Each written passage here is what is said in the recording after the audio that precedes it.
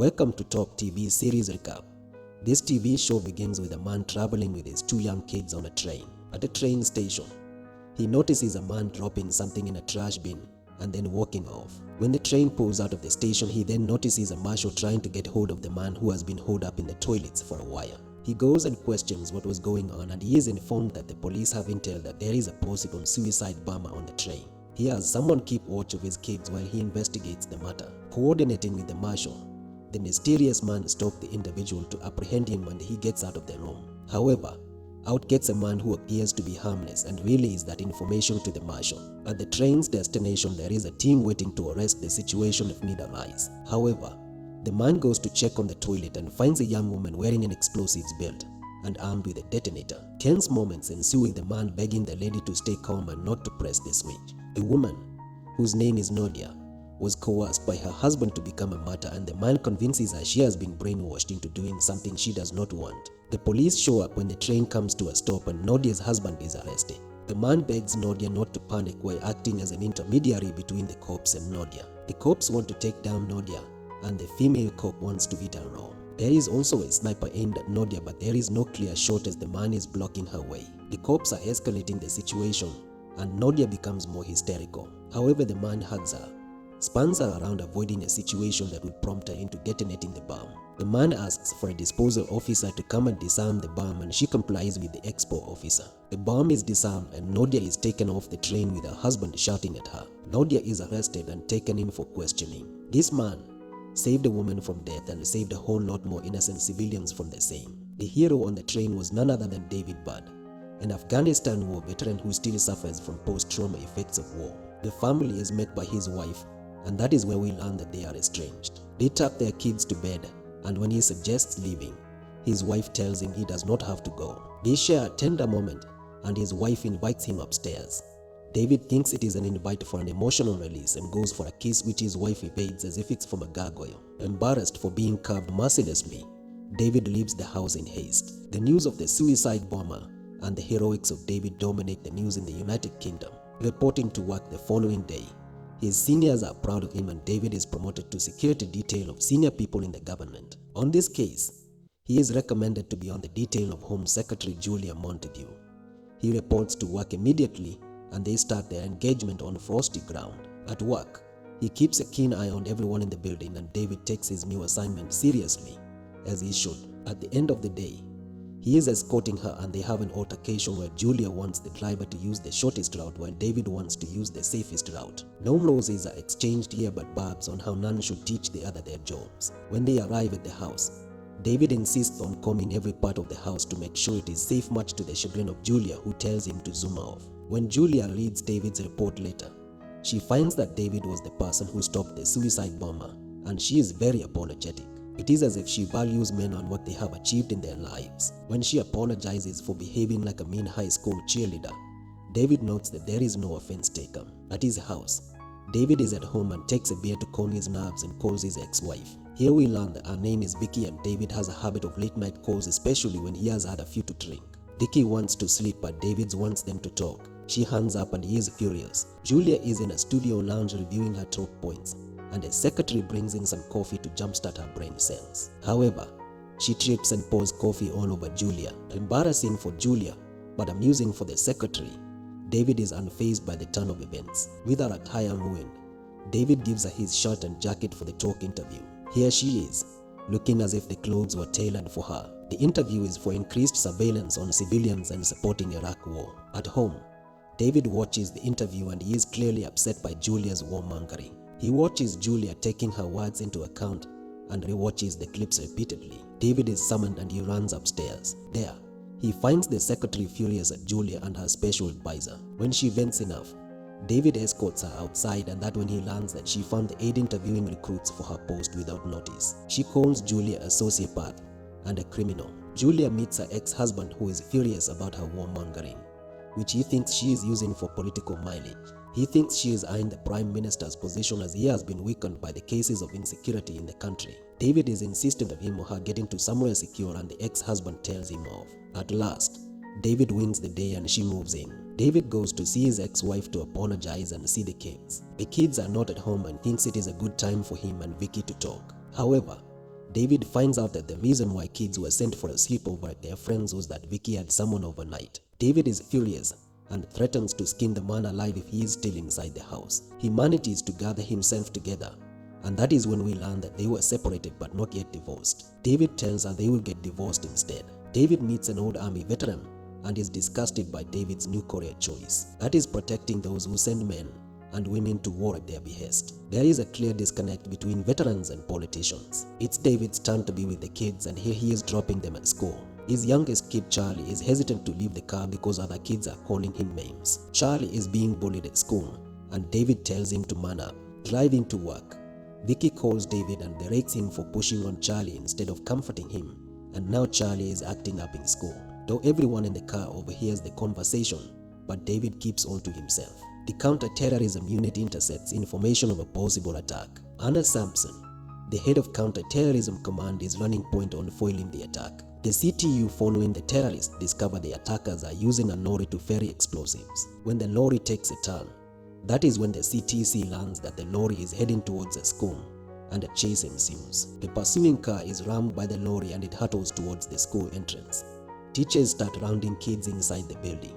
However, the armed response unit intercepts them and fires at the drivers, possibly hurting them, and the lorry crashes. When the cops come to investigate, they are met with a sly smile and everything goes up in flames. 3 cops, 2 of the terrorists and a civilian are confirmed dead, and Julia is saddened by the news. David's children and estranged wife are moved to a safe house, and he is put on desk duty until everyone involved is apprehended. The police think the attack was directed towards David's children at school, while David deduces that there must have been a leak within the force of who foiled the train bomb attack, as his name was never disclosed to the public.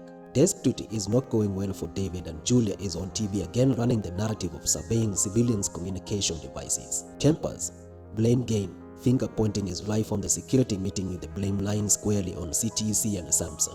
She fights back, saying the CTC is doing everything in its power. There are links between the train attack and the recent one, as the bombs were made from the same material and used the same schematics. It is at this point where Julia offers Sampson's security to Stephen Hunter, who heads the MI5, and raves mad on the police from withdrawing David from her security detail. At home, Vicky receives a letter of admission for Charlie, who was having trouble with reading. Someone must have pulled strings because they never applied to the special needs school, and starting school at midterm is not common. Meanwhile, David is reinstated in the Julia's security detail. Rob McDonald, who is a special advisor to Julia, takes her out on a date. David and the other PPO are there too, and this date turns awkward. Rob has always had a crush on Julia, but she calls the date off. Rob fumbles on Julia and she leaves. Julia and David order a pizza and share it at her house. They have candid conversation, and David thanks her for pulling strings on his struggling kid. Julia states that politics should help people. Julia goes to 10 Downing Street for a Cobra meeting, and when they are commuting back, David wants to know how Julia knew about his kids' own school.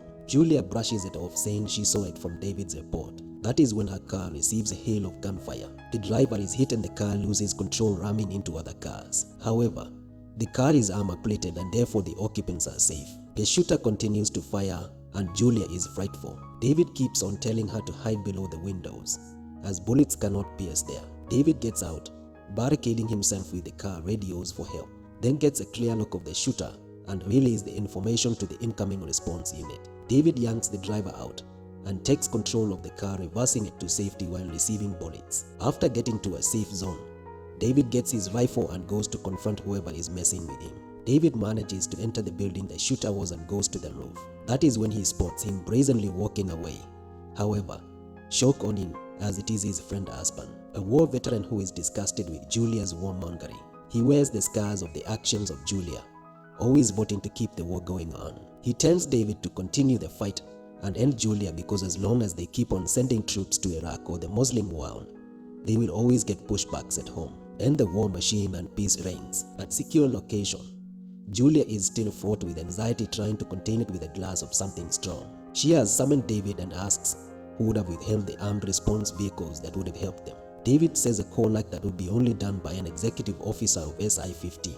Julia deduces it must be Anna Sampson, and she is furious. Julia, in a state of weakness and fear, motions David for a hug, and David comforts her. While in embrace, She snuggles in. In this moment of vulnerability, Julia chooses to thank David for saving her life by offering him a taste of her honeypot. The two share intimate moment, probably to relieve the stress and anxiety. David has now become more than a bodyguard to Julia. Morning comes and Julia is behaving as if she has committed a cardinal sin and quietly ponders her life in the bathroom. David leaves the room, dresses up and leaves, which comes as a surprise to Julia. Post-attack, Julia returns to work saying she is undaunted by the attack and she is now more motivated than ever to pass the RIPA 18 legislation that has been a bone of contention as it infringes on civil liberties. CSI Chief Lorraine and Sampson try to recruit David to spy on Julia, saying Julia is a dangerous politician who has to be stopped at all costs. David is hesitant, but they convince him, saying Julia knew about the targets in schools before anyone else in security branches,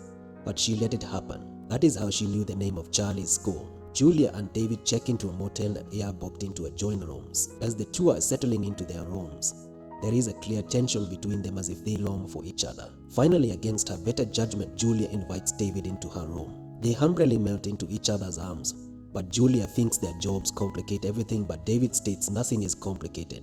His duty is to protect her. David took up the mission to spy on Julia by eavesdropping on her meetings. Here, Julia is told that there are people within the police force who are leaking her itinerary. Julia and David take on the day, and they are behaving as if they did not spend the night together. Reaching ground floor, Julia requests to visit the ladies' room and her mission is to canoodle David once more. She cannot get enough of him. David reports to CSI Lorraine and she wants to know what David has on Julia. David lies that he did not record anything and it seems he is not taking sides. David is debriefed by the SI-15 about the attempted assassination of Julia. He states that he did not know the shooter and that the gunman refused to surrender. However, they have pictures that show the shooter was somehow behaving as if he conversed with David for a long time.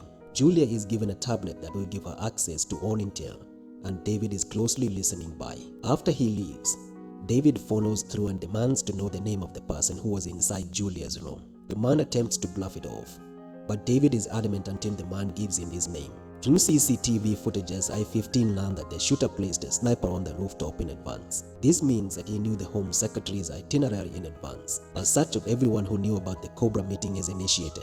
David researches the name of the man from Julia's room, and there is no match in the National Police database. Julia and Stephen are having more private meetings and more people are becoming suspicious. Ever since the security docket was moved from CTC to SI-15, the two have been meeting more regularly. David and Julia are having their first argument after Julia says she will first handle a few papers and give David a knock on the door. David remarks it is a knock on the door just like room service. However, Julia still knocks on David's door and gaslights him for being just another bloke who cannot handle a woman having more power than the man does. Julia starts pleasuring herself with David watching, and he asks if that is her way of showing that he has more control of their entanglement. This time round, their rendezvous ends in David's bed. In the middle of the night, David creeps into Julia's handbag and retrieves the gadget she was given and runs searching her tablet. What he finds seems to startle him. The following day, David reports to Sampson and Lorraine about the tablet in Julia's possession, but lies about knowing its details. The RIPA 18 bill passes the House of Commons with Julia running aggressive campaigns on it.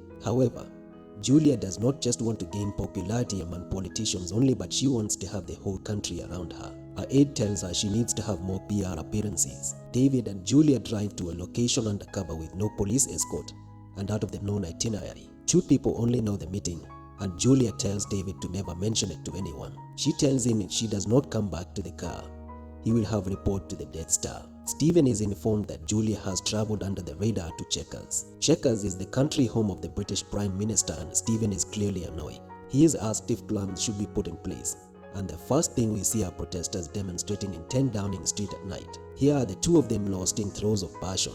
After a night of bliss between the two, Julia wakes up in the middle of the night to find David gone. She finds him sleeping in his bed and decides it is wise to snuggle him. It turns out to be a bad idea, and David gets her by the throat and merely strangles her as he was having a PTSD episode. Julia frightfully crawls back to her room and locks herself inside.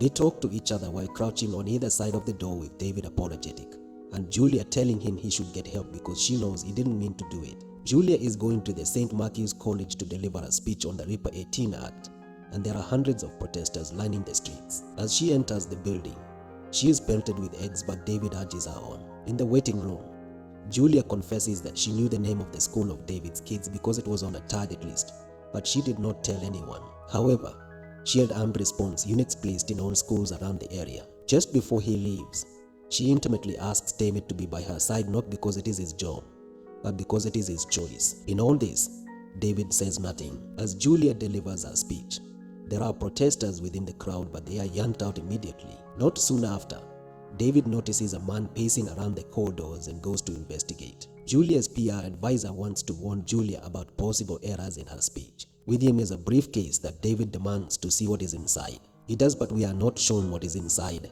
and David okays his entry. Julia is right there in podium throwing punch statements that does not go down well with the audience. David and another PPO recognize a man in the shadows, and they dash towards the podium. Too late for them as a bomb explodes, sending everyone in the air. David goes through the rubble, finds the other PPO and Julia among those lying injured. David managed to get out of that with a few scratches and is furious at the SI-15 who want to lay blame on him. He retorts that it was their job to sweep the area, and as far as he knows, they did it twice. News of the bombing dominate the news and David walks away from the building, alone. Hey guys, that was part 1 of the TV show. A lot is happening with Julia being a victim of a bomb attack. Julia and David's relationship seems to be gravitating from just emotional release episodes to something concrete. SI-15 is blamed for shoddy work of sweeping the auditorium. Like and subscribe to know who was responsible for the attack. Is Julia edging towards sympathy votes? Thank you all for watching.